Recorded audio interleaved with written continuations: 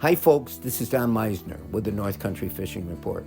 And I want to share something that's very personal to me, but I think it affects us all. And it put a new sort of vision on my part to something that I have touched on before with you, but I really haven't thought about it in quite the same way. So let me tell you what happened. I was contacted by a group of students from St. Lawrence University that were in their senior year, and they had a special research program going about the impact of invasive species in our area on outdoor tourism. Wow, that's a pretty powerful thought when you think about it. And so they wanted to get my take on how I felt invasive species have affected fishing, but fishing, again, how fishing affects tourism. So I went and I met with them in the bookstore in Canton, and I got to tell you, it was a phenomenal period of time. We spent about an hour and a half talking. They were taking notes from the things that I was telling them.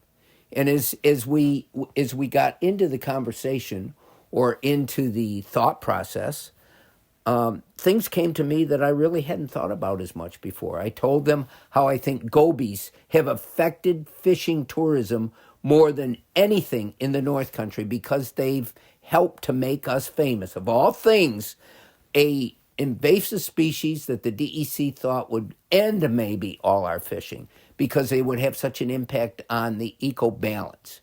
And in turn, the fish fooled us all. They started eating them. Now, this isn't the end of the story because we don't know where everything will go. We never know that for sure.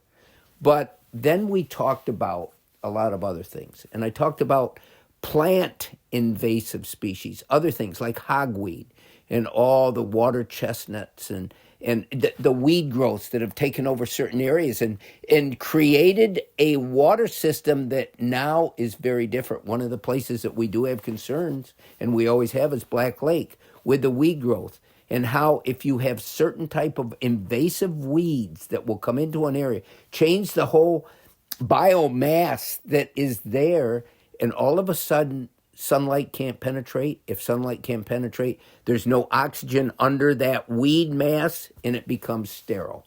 And then you have no life under there. And that's the ultimate effect that this kind of invasive species can have.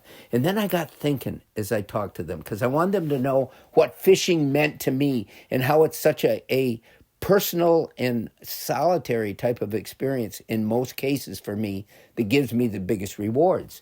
So what do? I go wading in our rivers, and I wanted to explain to them how dangerous wading can be so they understood why the rewards that I get from it were worth the risks. So I started telling them about how slippery the rocks and the slimy rocks, and the fact that the only way I'm really able to do it today, like I once did when maybe I was 20, was to have felt liners on the bottom of my feet, on the bottom of my hip boots. And then I got thinking, wait a minute.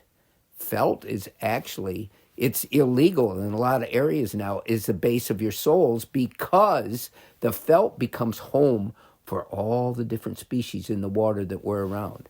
And so then I got thinking how maybe the only places I wade is the Grass River, the Racket River, and then the ponds around, and every single one of those is different from each other. And therefore, the life forms that are in each of those areas is different.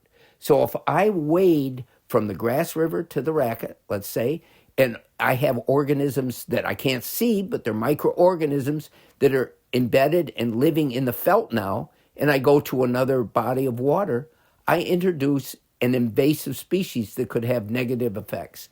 And biologists are very aware of this, and that's why felt is illegal in places.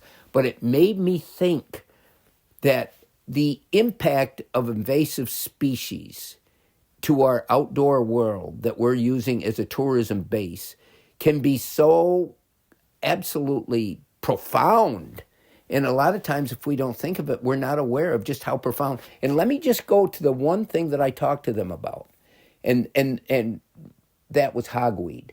And we've talked about hogweed a little bit, but hogweed is vicious in its effect upon our system.